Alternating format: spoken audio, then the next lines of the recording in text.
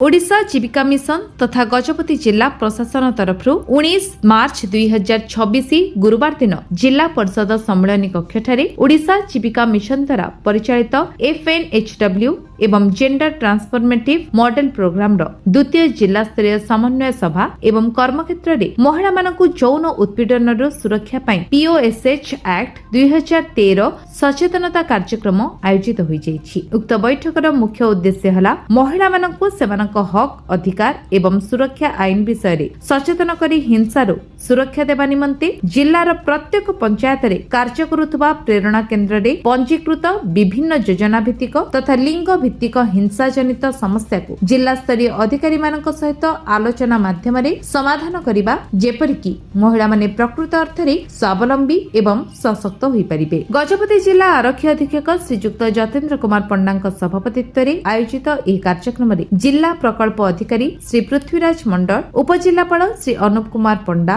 सुरक्षा अधिकारी महिला एवं शिशु विकास विभाग श्रीमती सरला पात्र, जिला मुख्य चिकित्सा अधिकारी, पंचायत अधिकारी, सामाजिक सुरक्षा एवं भिन्नक्षम सशक्तिकरण विभाग अधिकारी, जोगाण श्रम विभाग अधिकारी, जिला शिशु सुरक्षा अधिकारी, स्थानीय अभियोग कमिटी सभानेत्री, महिला मानक कार्य करुवा अनुष्ठान ISRD सखी वन स्टॉप सेंटर केन्द्र प्रशिक्षिका, शक्ति सदन परिचालिका, भिन्नक्षम व्यक्ति निमंते कार्य करुवा स्वेच्छासेवी अनुष्ठान समर्थ, गजपति किन्नर संगठन सदस्य, ब्लॉक गोष्ठी उन्नयन अधिकारी, CDPO, BSSO, BPM एवं MBK GCRP नोडल प्रेरणा दीदी उपस्थित रही विभिन्न समस्या तथा सेगुड़िकर समाधान विषय रे आलोचना करथिले। आज दिनिका कर्मशाला आयोजन कराई जेंडर इंटरवेंशन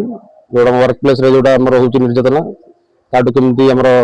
कर्मजीवी महिला माने वंचित रहि पारे ता ऊपर आज आलोकपात करा गला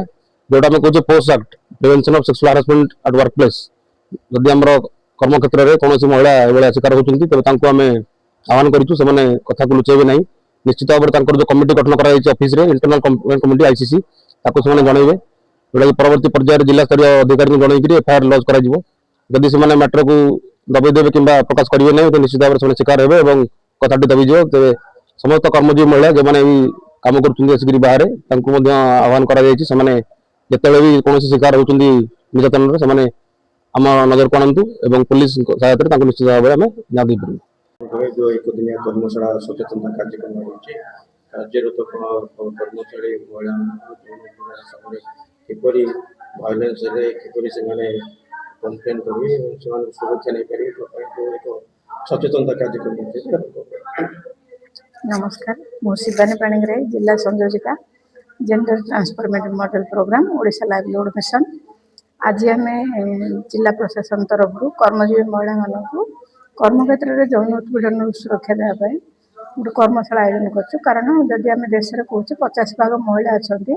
महिला मैंने स्वावलम्बी हूँ तो गोटे सुरक्षित कर्मक्षेत्र जोगीदेवा समस्त दायित्व आउ जो रही आमर कर्मक्षेत्र यौन उत्पीड़न सुरक्षा आईन से कौन नियम कानून सब रही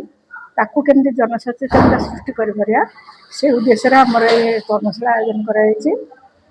आशा कर विभिन्न सरकारी बेसरकारी अनुष्ठान जोग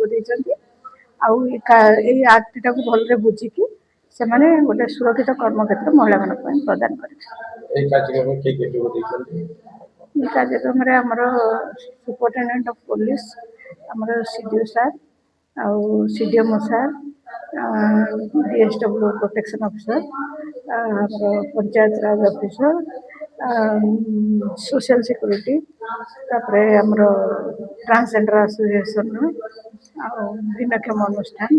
अन्य समाजसेवी आमर ब्लॉक लेवल फेडरेशन लीडर प्रेरणा दीदी मैंने पंचायत स्तर कम कर सामाजिक समस्त माध्यम सचेतनता सृष्टि करने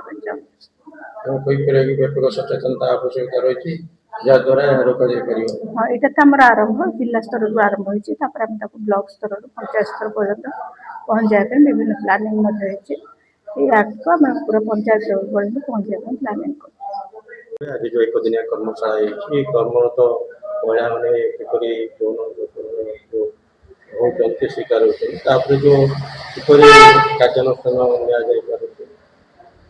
सचेतना आज कार्यक्रम आम ओडिशा लाइवलीहुड मिशन एवं मिशन शक्ति तरफ करा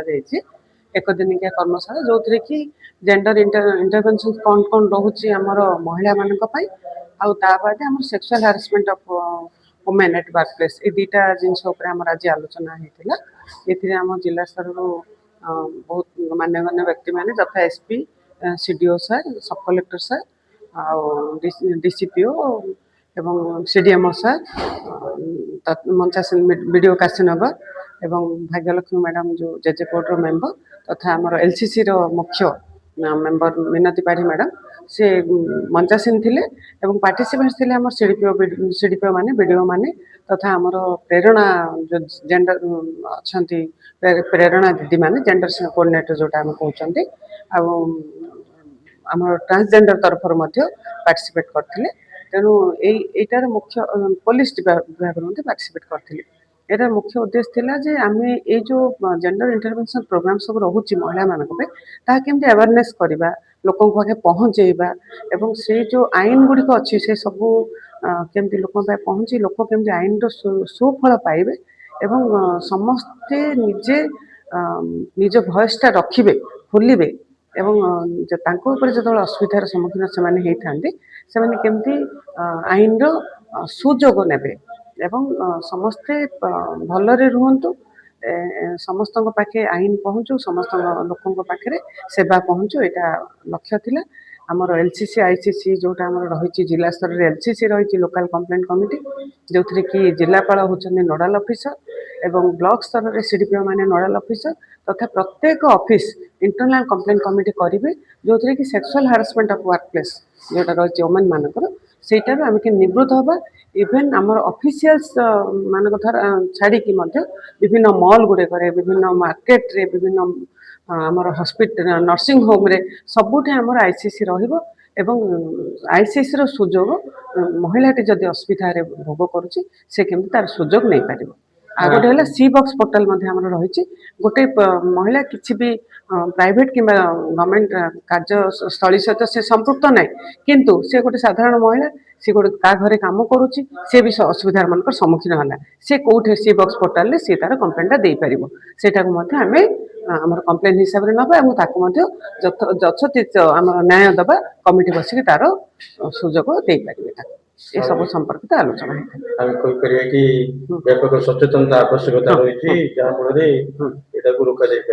निश्चित भाव सबू जिनस सचेतनता ही रहा आम बसिक दूध द्वार बैठक में किसी तार सुफल हुए जो लोकों पाखे सेवा पहुँचे आम भाव आम कार्यक्रम सफल है।